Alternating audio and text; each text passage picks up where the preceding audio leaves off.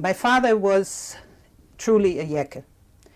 He had been brought up as an only son by a woman who had a very good business and whose pride and joy it was to support her Talmud Chacham husband. My grandfather Eliazer, the story was that he never worked, not a day of his life. He was in the yeshiva for many years, and then he was learning in his home. But they did live in a town in Germany called Recklinghausen, which is a small town in Westphalia, not far from Dortmund. And there one part of the house was arranged as a shul, and they had a minyan there every day, and whoever came through the town would have a place to sleep and to eat, and so on. And but that's all he did. He learned by himself, he learned with others, he conducted the services, and that was his life. And she had 2 children. She had my father first, and then she had a daughter, Hannah. And my father was very much indulged, and he was raised in the Shita of Samson Raphael Hirsch, that you Teurem derech emes, and he was very, very observant. But he was I guess he had an MBA in textile. He was a merchant, was very proud of it, and as soon as Hitler came to power, he was a wholesale merchant. This was very bad for him, because he didn't have the skills to start crawling, and doing little shtiklach illegally. And the relationship between the Orthodox community, the Orthodox shul, and the non-Orthodox was cordial, because they shared 2 things. First of all, we had to use their sukkah. Our shul did not have a sukkah.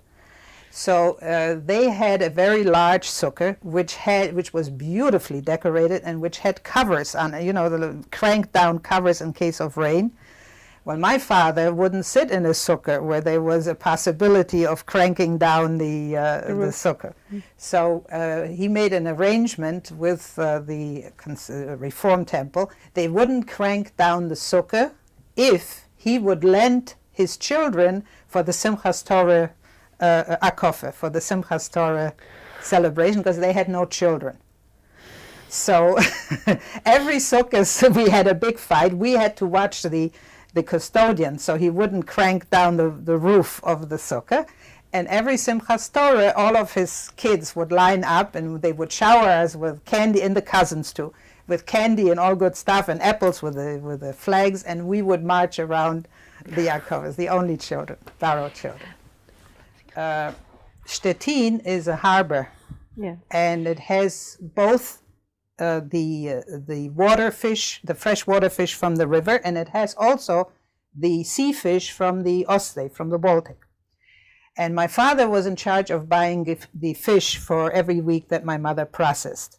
Now, at the time that I remember, it was very difficult to get meat or even chicken, because proper Schriete had to be imported from Denmark, or certainly from Berlin. But even the Berlin butchers used to get it from Denmark or Belgium or Poland, because there was no Schriete allowed, proper Schriete allowed in Germany anymore. And so my parents relied a great deal on fish. My mother learned how to make fish 50,000 ways, and her Falschenhasen, her chopped fish cutlets, you couldn't tell from meat cutlets. They were fabulous. And I think that it stood us in very good stead later on that we ate fish and vegetables rather than meat and gravy and schmaltz and so on. So my father used to buy the fish, and he bought it right from the boats, they were fishermen living on houseboats. Well, it doesn't take long for fishermen to spot a good customer, because he used to buy really a lot. So he became the darling of these fishermen who vied for his patronage. And in the course of doing that, he saw that their children were running around totally wild, totally uneducated. So he turned to the members of the city council, and he said, the same story as migrant workers, who's going to educate these children?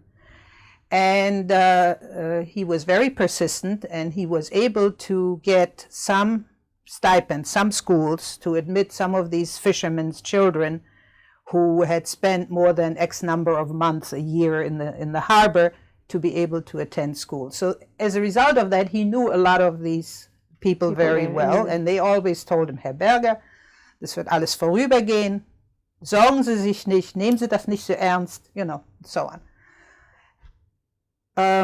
And he actually, I think he believed it, I think.